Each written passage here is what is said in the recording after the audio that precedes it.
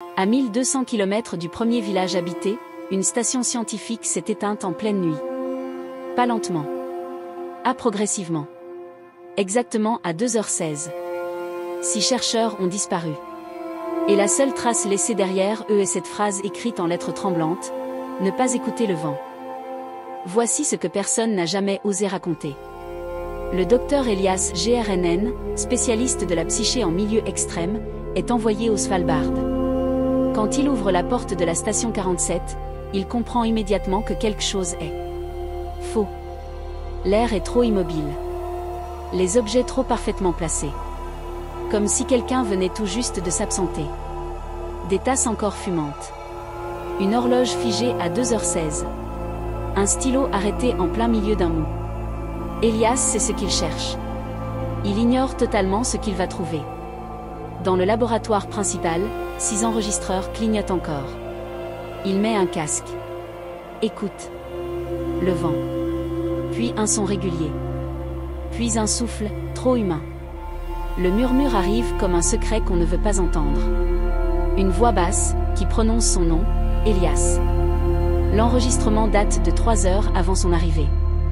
Personne ne connaissait son nom ici. Il retire le casque, mais un détail le glace, la voix continue, dans la pièce. Elias active la dernière caméra fonctionnelle. Sur l'écran, les 6 chercheurs. Ils sont debout. Figés. Face au mur nord. À 2h16 et 33 secondes, ils se retournent. D'un seul mouvement. Parfaitement synchronisé. Et il sourit. Un sourire humain. Un sourire, emprunté. Placé là où il ne devrait jamais être.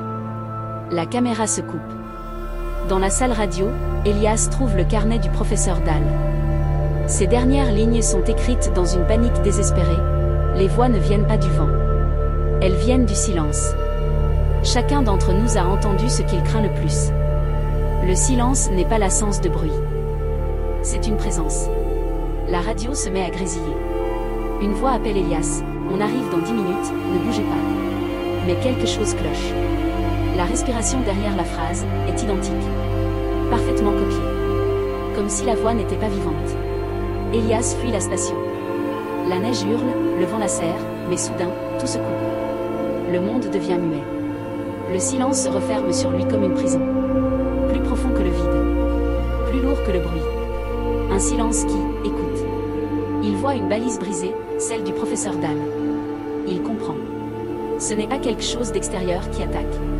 C'est quelque chose qui se réveille dans les esprits déjà fragilisés par l'isolement. Quelque chose qui se nourrit de peur, comme la sienne. Une silhouette apparaît devant lui dans la neige. Trop proche. Trop immobile. Le lendemain matin, les secours ne trouvent ni Elias, ni les chercheurs. Aucun corps. Aucune trace. Seulement un enregistreur encore activé. Un souffle. Puis un murmure presque imperceptible, « Je sais que tu m'entends ». La station 47 fut définitivement fermée. Aujourd'hui encore, par nuit de blizzard, des voix seraient enregistrées autour du glacier. Certaines disent que ce ne sont que des légendes. D'autres préfèrent ne plus y penser.